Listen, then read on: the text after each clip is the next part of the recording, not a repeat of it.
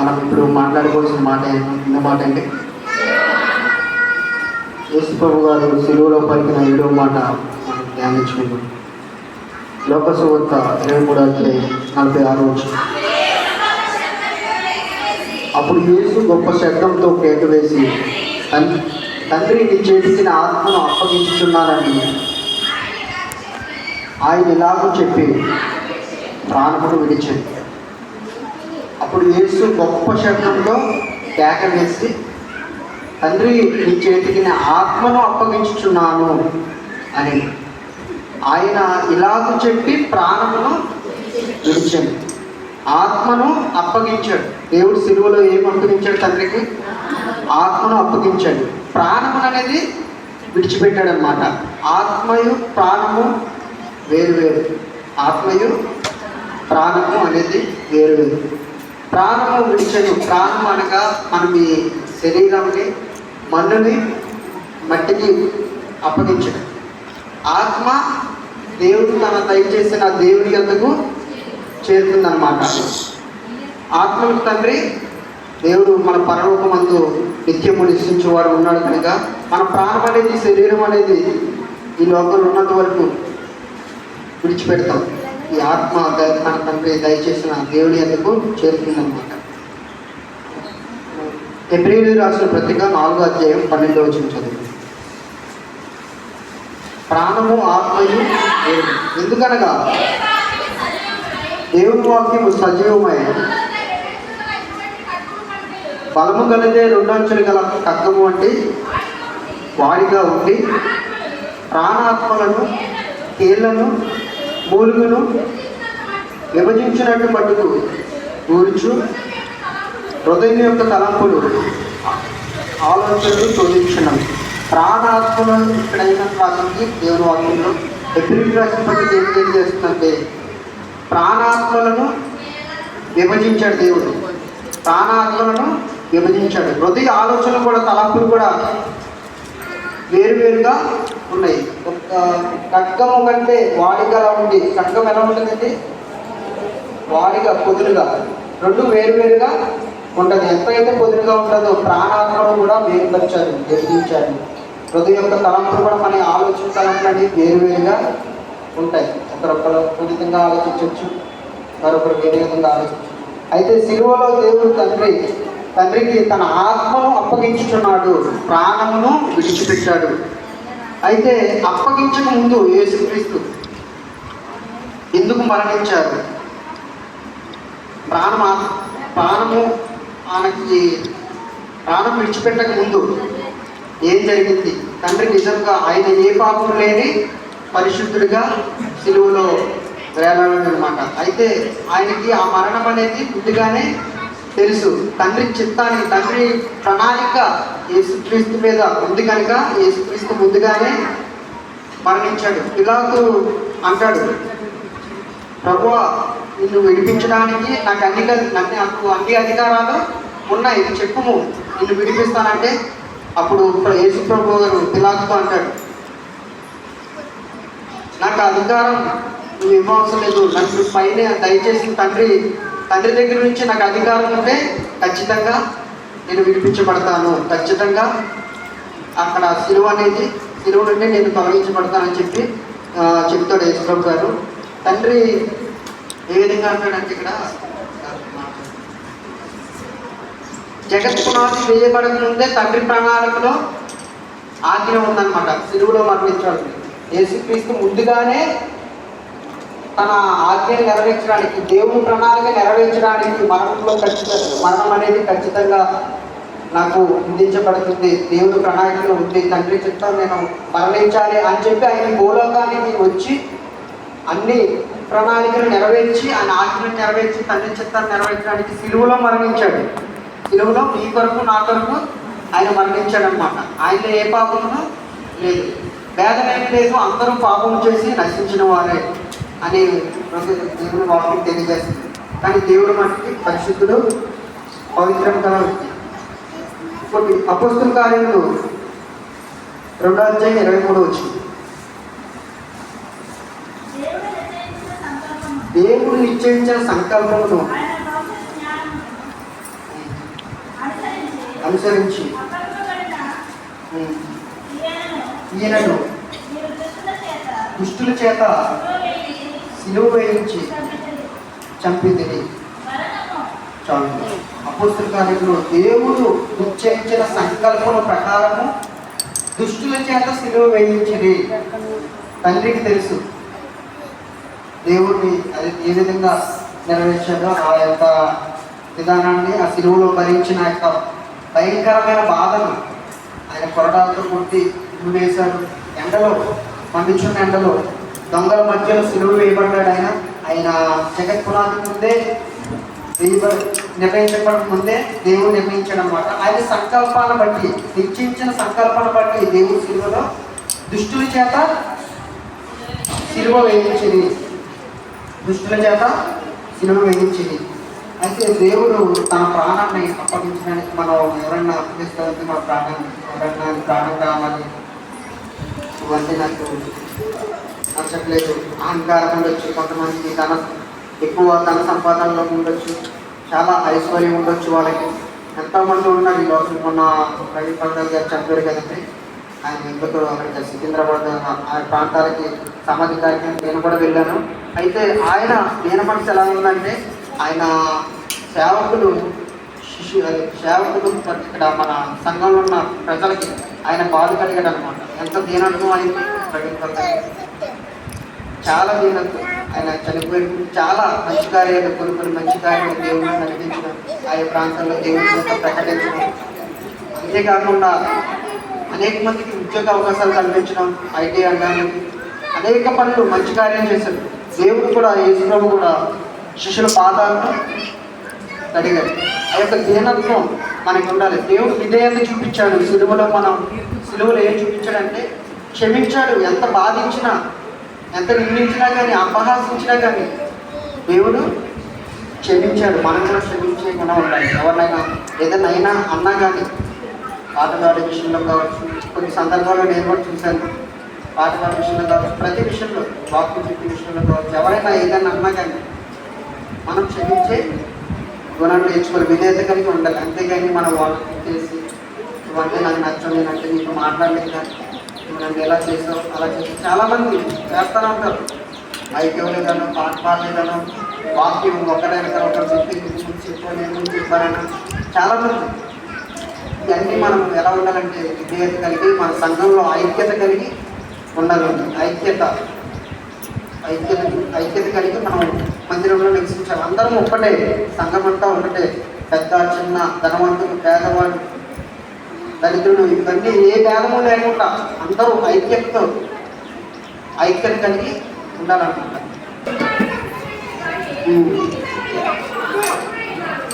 యుగములు సజీవుడై ఉన్నాను మరియు మరణము యొక్క పాతాళము ద్వారము యొక్క తాళపు చెవులు నా స్వాధీనంలో ఉంది. ఎవరితో స్వాధీనంలో ఉన్నాయి? దేవుని స్వాధీనంలో ఉంది. పాతాళము ద్వారపు చెవులు, తాళపు చెవులు నా స్వాధీనం ఉన్నాయి. యుగములు జీవించేవాడు ఎవరు? మన యేసు ప్రభు. యుగములు జీవించే వ్యక్తి. కీర్తన కన్నా 91 ఏముంటుందంటే, తరతరములకు నీవే మా నివాస స్థలము, తరతరములకు నీవే నివాస స్థలము, పాతాళము తాళపు చెవులు నా దగ్గర ఉన్నాయి. మీరు భయపడవలసలా. సాతాను ఏమనుకుంటాడంటే, తన అందుకనే ఇక్కడ ఒక మాట, పాతాళం ఏంటి? విశాల మార్గము, పరలోకము ఇరుకు మార్గం అని ఎందుకు రాస్తుందంటే, పాతాళం విశాల మార్గం. చాలా మంది పాతాళంలోకి వెళ్ళిపోతారని దాన్ని ఏమన్నారు? విశాల మార్గం అన్నారు. పరలోకం అనేది ఇరుకు మార్గం. ఎందుకంటే కొంతమంది, ఇంకా మనం చదువుకున్న రీతిగా బుద్ధిమంతుడు మాత్రమే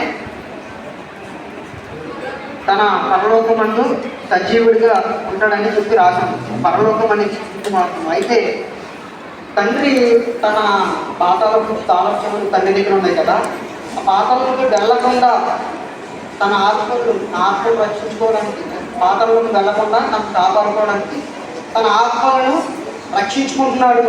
తన ఆత్మను రక్షించుకుంటున్నాడు. పరలోకంలో ఖచ్చితంగా ప్రతి ఒక్కరికి స్థలం సిద్ధపరిచి ఉన్నది.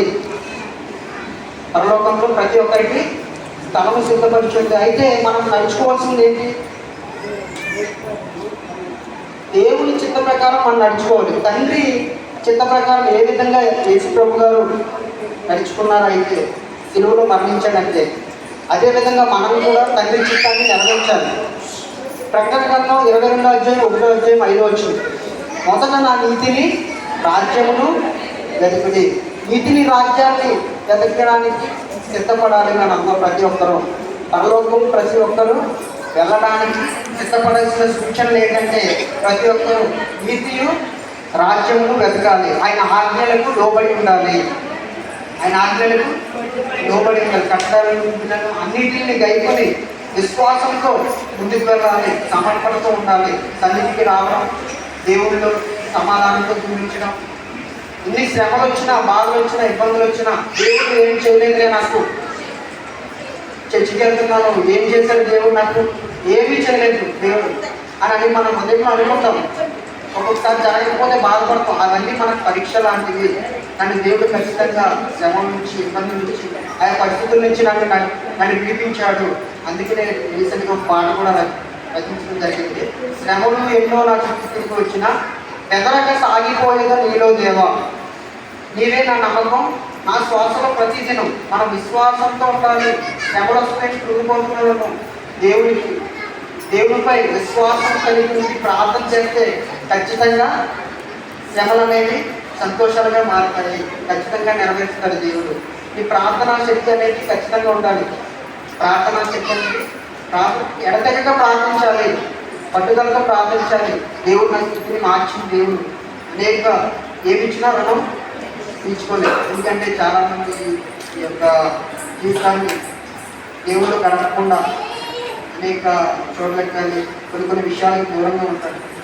కానీ దేవుడు నన్ను ఎన్నుకొని కనుక పాస్టర్ ద్వారా నాకు 2015లో బాప్తిసం పొందాను. ఆయన నడిపించిన ఆ మార్గాలు నాకు ఏమైనా జీవ మార్గాలుగా మారాయి. ఆయన అంతా నన్ను కల్పిస్తుండేవాడు ప్రతి విషయంలో.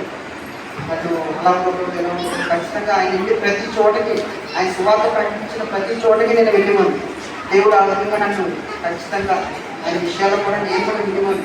ఒకసారి చాలామంది చెప్పేవారు కదా, నేను అక్కడ కూర్చుండి చాలా దేవుడు చాలా స్థితిని మార్చాడు. ప్రతి ఒక్క స్థితిని మారుస్తాడు. ఎలా ఉంటే విశ్వాసంతో ఉంటే. మొదటి మాట ఏంటంటే తండ్రి చిత్తానికి సిలువలో తలదించాడు. తను తగ్గించుకొని తండ్రికి విధేయుడిగా ఉన్నాడు. మూడో మాట ఏంటంటే సిలువలో ఏ పాపము లేని వాడిగా నీతిమంతుడిగా తీర్చబడ్డాడు. సిలువలో తన ప్రాణమును విడిచాడు. సిలువలో తన ఆత్మను తండ్రికి అప్పగించాడు. గట్టిగా బిగ్గరగా కేకలు వేసి, తండ్రి ఈ చేతికి నా ఆత్మను అప్పగించుచున్నాను అన్నాడు. తండ్రి నా ఆత్మను ఇంకా అప్పగిస్తున్నాను. ఈ లోకంలో నేను చేసే ఇంకా నా యొక్క పని అయిపోయింది. మనం ఏ విధంగా నడుచుకుంటే దేవుని చిత్తానుసారంగా నడుచుకోవాలి. ఆయన చనిపోయిన తర్వాత దేశమంతటా ఏమైంది? చీకటి కమ్మింది. సూర్యుడు అదృష్టమాయాడు. భూమి వణికింది. పంటలు బద్దలయ్యాయి. దేవాలయం తెర ఎంత స్ట్రాంగ్ ఉంటుందండి, రెండుగా చీలిందనమాట. ఈ లోకంలో కూడా కొన్ని సూచనలు వస్తుంటాయి. అక్కడక్కడ భూకంపాలు జరిగినాయి, అక్కడక్కడ సునాములు వచ్చినాయి. దేవుడి రాకడ ఎప్పుడు వస్తుందో మనకు తెలియదు, ఎప్పుడు వస్తుందో తెలియదు. మనం సిద్ధపడి ఉండాలి. సిద్ధపడిన కన్యకల వల్లే మనం ఉండాలి. సిద్ధము లేని కన్యకల వల్లే రాజు వస్తారులే, ఎప్పుడో వస్తారులే అని చెప్పి మనం ఎదురు చూస్తూ ఉంటే మళ్ళీ వస్తారులే, నూనె అయిపోయింది. తెచ్చుకోవాలన్నా ఆశ వాళ్ళలో లేదు. బుద్ధిగల కనెక్షన్ తెచ్చుకొని నూనె పొదువుగా ఉంచుకున్నారు.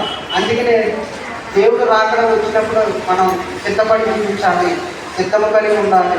మన విధేయతను, మన ఆజ్ఞలను, దేవుడు ఇచ్చిన ఆజ్ఞలను, ఆత్మఫలాలను, ఆయన కట్టడలను, దేవుడి చిత్తాన్ని ఈ లోకంలో జరిగించడానికి మనం దేవుడు నిర్ణయించాడు అన్నమాట.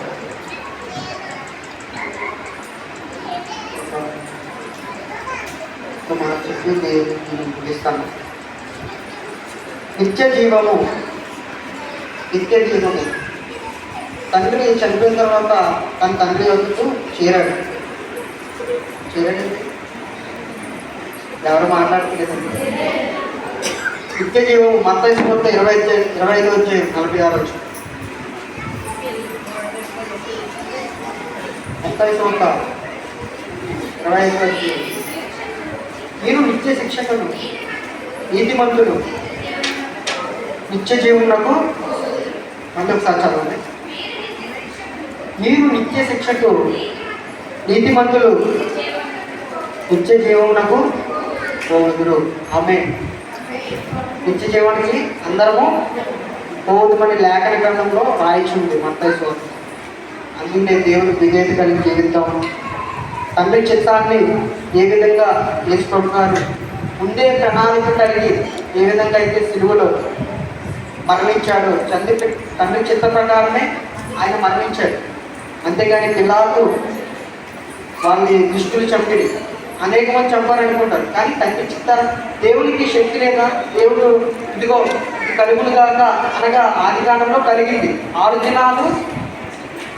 దినాలు మనకి సృష్టించాడు. 7వ దినము విశ్రాంతి దినముగా నిర్ణయించాడు. దేవునికి శక్తి లేదండి.